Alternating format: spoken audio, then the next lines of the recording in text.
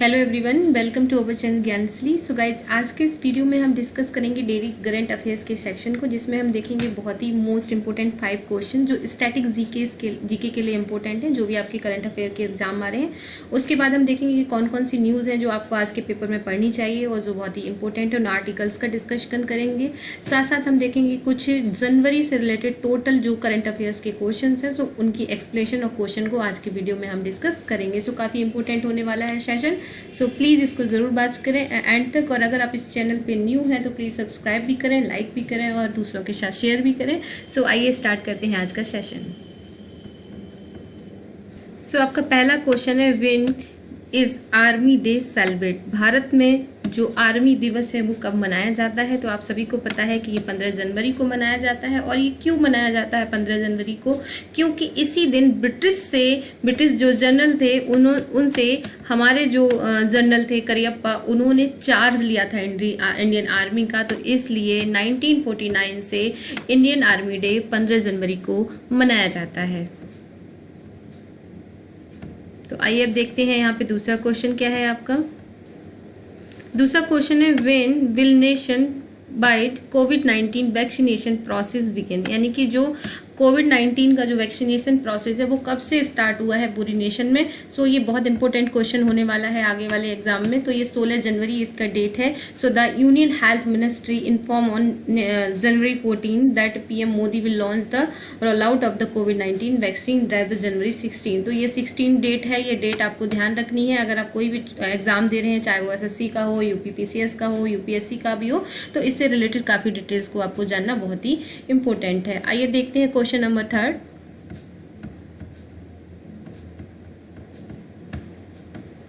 Question number 3 है, which is the most powerful passport in the world? यानी कि कौन सा पासपोर्ट है जो पूरे वर्ल्ड में सबसे ज्यादा पावरफुल है? ये एक इंडेक्स अभी आया था, ठीक है, पासपोर्ट इंडेक्स आया था 2021 में, अभी जस्ट जनवरी में ये रिलीज हुआ है। तो सबसे जो ज़्यादा पावरफुल जो है आपका पासपोर्ट है वो जापान का है। तो इसका पावरफुल का यहाँ पे गाइस क्या मतलब है कि मतलब आप कितने सारे कंट्रीज़ में यहाँ पे वीज़ा स्कोर के साथ आपका वीज़ा जो बनता है वहाँ पे आप कैसे विजिट करते हैं, तो उससे रिलेटेड एक इंडेक्स बनाया जाता है। सो नेक्स्ट क्वेश्चन है कि what is India's rank on the Henle and partner passport index 2021? जहाँ पे जापान की जो रैंक थी वो 1 थी। जो जापान का पासपोर्ट जो है जो सबसे ज़्यादा इंपॉर्टेंट है। वहीं इंडिया का अगर पासपोर्ट की बात करें तो इंडिया जो है वो वहाँ पे 85th रैंक रखता है। तो अगर आप प्लीज़ तो कोई बड़ा सा एग्जाम दे रहे हैं, लाइक यूपीएससी दे रहे हैं या पीसीएस दे रहे हैं, तो आप इंडिया के साथ साथ उसकी नियर बाई जो भी कंट्रीज़ हैं, ठीक है, नेबर कंट्रीज़ हैं, लाइक पाकिस्तान हो गया, नेपाल हो गया, भूटान हो गया, श्रीलंका हो गया, उनका भी इंडेक्स क्या है उसको भी एक बार जरूर चेक कर लीजिएगा। सो इंडिया की जो रैंक पोजीशन है वो 85th है और इसका जो वीजा स्कोर है वो कितना है, 58 है।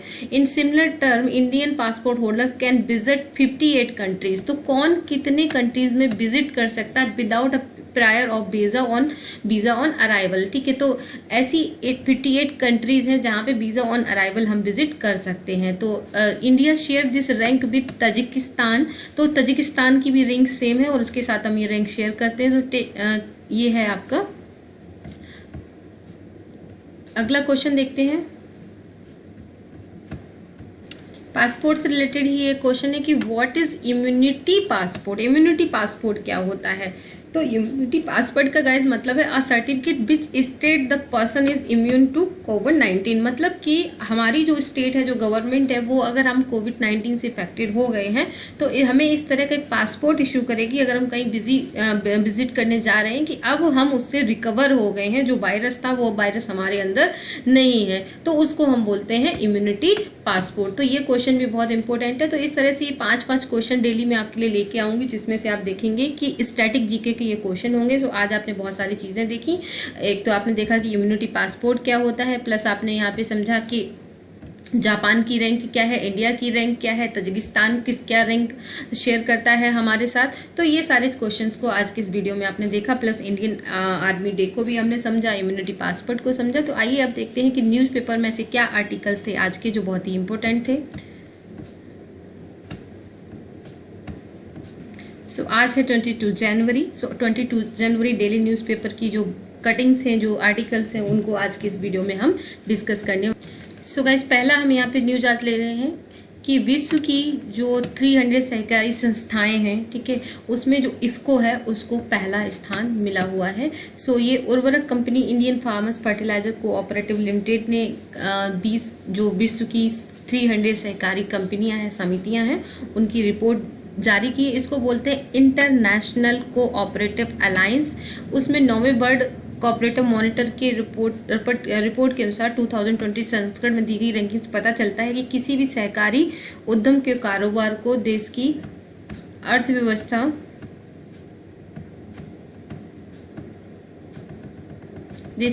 में कितना योगदान है। ये रैंकिंग प्रति व्यक्ति सकल घरेलू उत्पाद पर कारोबार अनुपात पर तय की जाती है, ठीक है। तो ये भी क्वेश्चन इंपोर्टेंट हो जाएगा कि ये कैसे तय की जाती है। तो इसको तय करने का तरीका क्या है कि यहाँ पे हम ये देखते हैं कि जो ये प्रति व्यक्ति जो घरेलू जीडीपी है उस पर कारोबार के अनुपात का आधार क्या है, ठीक है। तो ये जो रैंकिंग है उसमें सहकारी संस्थाओं में किसको पहला संस्थान मिला है, तो उर्वरक कंपनी इफ्को को इसमें पहला संस्थान मिला है। तो आपको याद क्या रखना है, आपको इफ्को याद रखना है। और ये इंडेक्स किसने जारी किया है, तो इंटरनेट कोऑपरेटिव अलायंस द्वारा।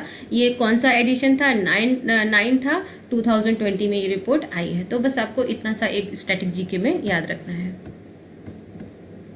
अगला देखते हैं। अगला एक आर्टिकल है सामाजिक गठन और वृद्धावस्था की चुनौतियां, यानी कि ओल्ड एज में ऐसे क्या चैलेंजेस आते हैं लोगों के सामने।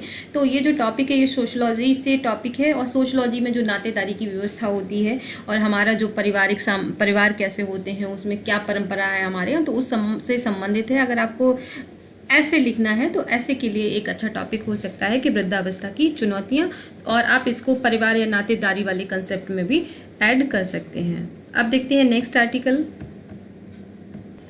नेक्स्ट है कि भारत और अमेरिका के संबंधों के बीच में जो संबंध है, इनके बारे में मैंने कल भी आपसे बात की थी कि अब चूंकि वैश्विक राजनीतिक परिदृश्य काफ़ी बदल गया है, तो भारत जो अमेरिका के संबंध है उसमें कितनी संभावनाएं ज़्यादा हैं या चुनौतियां कम हैं, उन दोनों चीज़ों पे हमें अपनी नज़र बनाए रखनी होगी। तो इसमें 2016 में निर्यात कितना था, आयात कितना था, ट्रेड सरप्लस कितना है यहाँ पे। तो अभी जो आप आज निर्यात देख रहे थे वो 3.31 था 2014 में, और आज 2019 में बढ़ के 4.21 हो गया है। वहीं जो आयात है पहले वो 1.56 था, जो आज बढ़कर 2.50 हो गया है। तो यहाँ पे अगर आप ट्रेड सरप्लस की बात करें तो 2014 में ये 1.74 था, जो आज कम हो गया है और 1.70 रह गया है। तो इस चीज को लेके हमारे जो संभावनाएं हैं, जो चुनौतियां हैं, वो क्या है, प्लस इससे क्या होगा, है ना। इससे ग्रीन कार्ड जो है, जो वीजा के लिए जो सारी चीजें हैं, आपने देखा होगा ट्रंप की जो नीति थी, अब वो नीति चेंज हुई है, तो उसको लेके भी हमें ये चीज पढ़नी होगी। साथ साथ हमें ये देखना होगा कि जलवायु परिवर्तन को लेके जो ट्रंप की जो नीतियां थी उस पर जो कहा गया है बाइडेन के द्वारा, वो भी हमें समझना होगा कि कब इन्होंने पेरिस को हस्ताक्षर किए, कब उससे ये अलग हो गए, ठीक है। अब बाइडेन ने 2050 तक कार्बन उत्सर्जन के स्तर में कटौती के पुराने लक्ष्य को बढ़ाने की बात कही है। तो जो भी कार्बन उत्सर्जन है, ठीक है, 2050 तक उसका क्या लक्ष्य है, तो इससे इनडायरेक्टली तरीके से भी क्वेश्चन पूछा जा सकता है। क्योंकि जब कोई टॉपिक मेन होता है तो मेन टॉपिक से क्वेश्चन ना आके क्या आता है कि उससे रिलेट करके दूसरे टॉपिक से क्वेश्चन आ जाता है। अगला टॉपिक है कि परिपक्व लोकतंत्र की छाप छोड़ता भारत।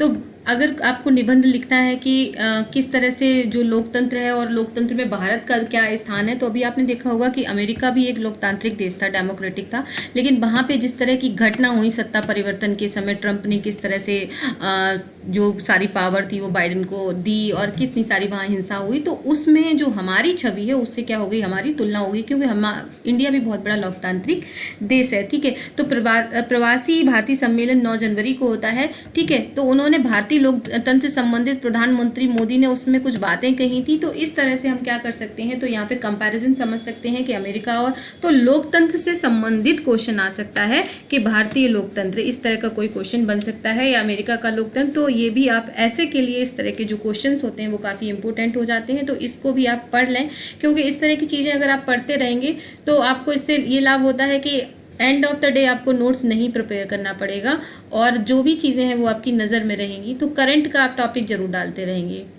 इसके साथ साथ अगला जो टॉपिक है वो है आपका कि पड़ोसी देश बांग्लादेश और नेपाल भी भारत की पहुंची कोरोना वैक्सीन। तो इंडिया ने काफ़ी मदद किया है अदर कंट्रीज़ का इस कोविड-19 के टाइम पे। सो कब पहुंची है ये आपको जानना है। भूटान और मालदीव पहले ही पहुंच चुकी है वैक्सीन। तो हमें ये समझना होगा कि इंडिया ने कहाँ कहाँ वैक्सीन को भेजा है। सो भारत ने अपने पड़ोसी देश जो भी बांग्लादेश है, नेपाल है, वहाँ पे अपनी वैक्सीन को भेज दिया है। 20 लाख और 10 लाख खुराकें भेज दी हैं, ठीक है। और ये सबसे अच्छी बात है कि ये मुफ्त में दी गई हैं। और म्यांमार और सेशल्स को भी वैक्सीन की आपूर्ति करेगा, ठीक है। कोविशील्ड भी भेज चुका है। तो इस तरह से भूटान, मालदीव, बांग्लादेश, सेशल्स, ये सारे लोग सम्मिलित हो जाएंगे। तो कहाँ कहाँ पे भारत ने कोविड वैक्सीन को भेजा है, तो ये सारे क्वेश्चन जीके से रिलेटेड हो जाएंगे। अगला है आर्टिकल कि व्हाट्सएप ने जो सरकार से वार्ता को राजी है, पर वो प्राइवेसी पॉलिसी को वापस लेने के पक्ष में नहीं है। आपने देखा होगा कि व्हाट्सएप को लेकर काफी हो हल्ला मचा हुआ है। तो इसमें क्या है कि भारत में अभी तक कोई भी ऐसा प्रोटेक्शन कानून नहीं है, कोई भी ऐसा लॉ नहीं है जिसमें हम डेटा को कैसे प्रोटेक्ट करें। तो इससे भी व्हाट्सएप को बहुत प्रॉब्लम हो रही है कि हम कैसे करें। तो आगामी इसकी जो सुनवाई है वो 15 मई तक टाल दी गई है। तो यूरोप में डेटा को लेके सुरक्षा कानून के उल्लंघन पर सेवा प्रदाता कंपनी पे भारी जुर्माना लगाया जाता, पर हमारे यहाँ इस तरह का कानून नहीं है। तो अब हमारे लिए क्या जरूरी हो गया है कि हम भी इस तरह का एक प्रोटेक्शन कानून बनाएं। तो ये भी एक इम्पोर्टेंट न्यूज हो सकती है। समिति में कौन कौन लोग थे। इसके बाद अगला आर्टिकल है कि वैल्यू ऑफ वैक्सीन। तो जो वैल्यू, क्या वैक्सीन की वैल्यू क्या है आज के टाइम पे। तो सभी लोग जानते हैं कि कोविड के 19 में हम लोग किस तरह से परेशान हुए हैं। तो उन सारी चीज़ों में 5 days into India mass vaccination programme, there are some concern about vaccine. तो जो भी वैक्सीनेशन है, ठीक है, तो उसमें फेज 1 में क्या होगा, फेज 2 में क्या होगा, फेज 3 में क्या होगा। तो यहाँ पे वैक्सीनेशन का वैल्यू क्या है, तो उसको लेके एक टॉपिक है। सो ये जो बहुत बड़ा पैंडेमिक था, ठीक है, उससे आज हमें वैक्सीन मिल गई है, कल हमारे पास कोई वैक्सीन। देखते हैं हम कि कौन से बहुत ही इंपॉर्टेंट क्वेश्चन है, उनको हम देखेंगे नेक्स्ट वीडियो में। कि इंपॉर्टेंट क्वेश्चंस का जो मैं सीरीज शुरू कर रही हूँ उनको डिस्कस करते हैं नेक्स्ट वीडियो में। Thank you guys and thank you so much and wish you all the best.